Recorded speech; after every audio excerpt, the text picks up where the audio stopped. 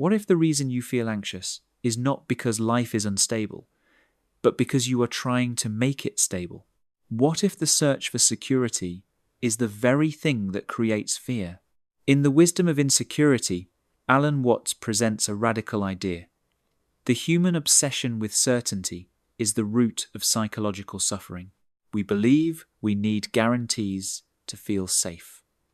A guaranteed income, a guaranteed relationship, a guaranteed future.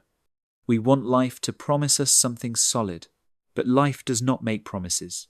It flows, it shifts, it changes constantly. And when we resist that truth, anxiety begins. Watts invites us to confront something uncomfortable. The insecurity you fear is not a flaw in existence. It is the nature of existence. Everything changes. Your body changes. Your relationships change. Your beliefs change. Your career changes.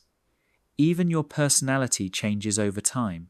Trying to secure what is fundamentally dynamic creates tension. Imagine trying to hold a river still. The harder you grip, the more water slips through your fingers. That is how we treat life. The first profound lesson is this. The desire for security produces insecurity. The more you demand certainty, the more fragile you feel when it disappears. For example, think about financial security. You may tell yourself, once I reach this income level, I will finally relax. But when you reach it, new fears appear. Inflation, competition, market instability. Security keeps moving. Or consider relationships. You may seek reassurance that someone will never change, but people change. And the fear of losing them creates anxiety. The problem is not change. The problem is the demand that change should not happen. Watts explains that modern culture amplifies this obsession. We are taught to plan 10 years ahead, to map our entire future, to calculate every risk, but the future is imagination. The only place life actually occurs is the present moment. And here lies the second major lesson. We do not know how to live in the present. We live for the future. We endure today so that tomorrow will be better. We postpone happiness until certain milestones are reached. But tomorrow is a concept. It is never directly experienced. When tomorrow arrives, it is called today. If you cannot be present now, you will never be present. Watts suggests that much of anxiety is caused by living in psychological time rather than actual time. Psychological time is the constant projection into what might happen, the endless rehearsing of scenarios, the replaying of past mistakes. Actual time is this moment. Notice something simple. Right now, in this second, are you safe? Often, the answer is yes, but the mind creates imagined futures and reacts as if they are real. The third powerful lesson is the illusion of the separate self.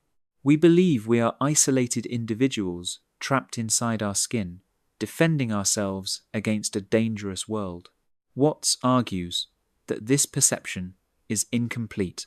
You are not separate from life. You are life happening in a particular form. Just as a wave is not separate from the ocean, you are not separate from the universe. The wave rises and falls, but it is always water.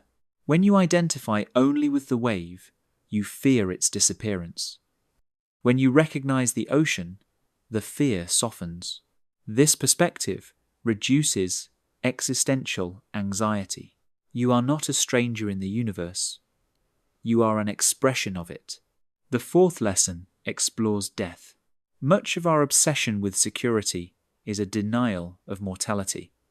We want achievements that outlive us, titles that define us, legacies that stabilize us.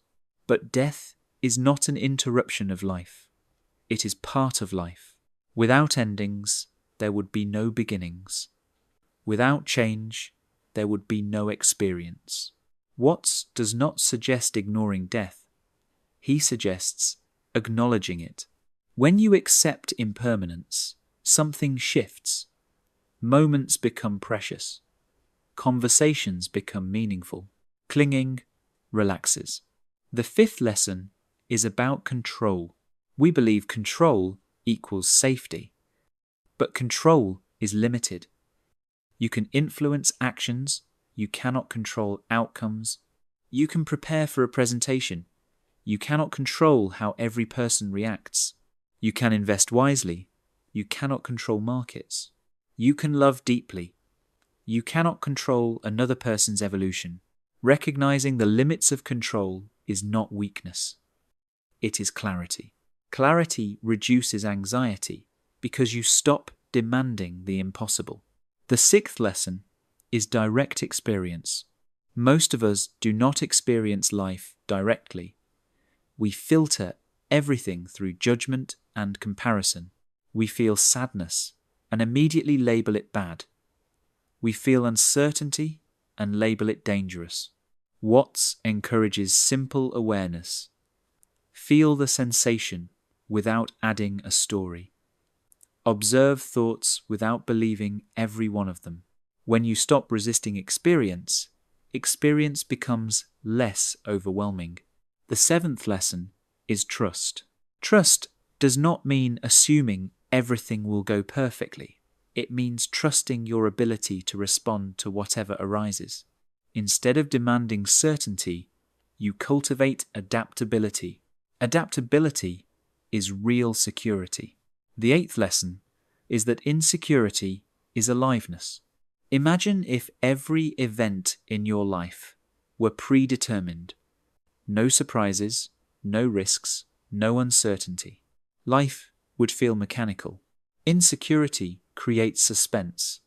Suspense creates engagement. Engagement creates meaning. You value love because it is not guaranteed.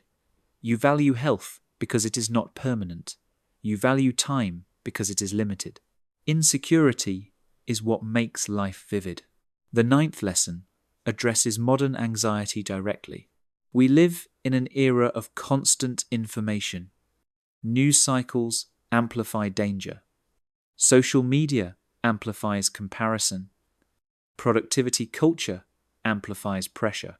We are told to optimize every area of life: career, health, relationships, investments.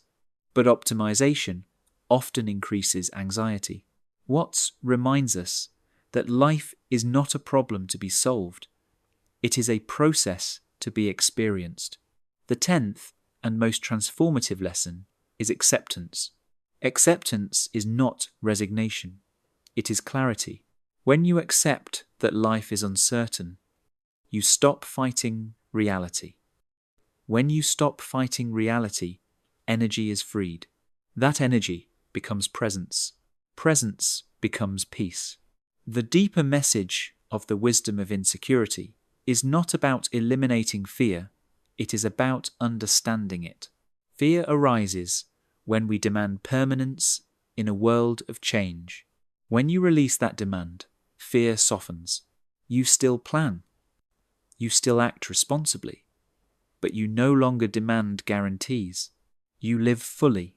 The ultimate paradox is this: the more you try to secure life, the less secure you feel.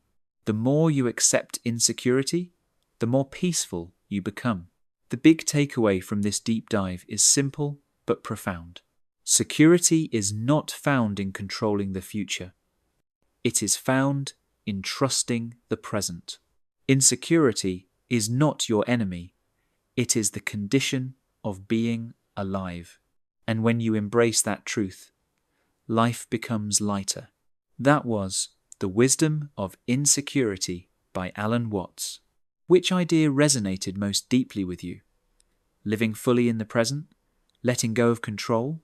Or seeing insecurity as freedom rather than fear? Let us know in the comments below. If you found value in this deep dive, make sure to like this video, subscribe to 10-Minute Books, and turn on notifications so you never miss a powerful breakdown. Thanks for listening. And remember, Peace is not waiting in the future. It is here in this moment.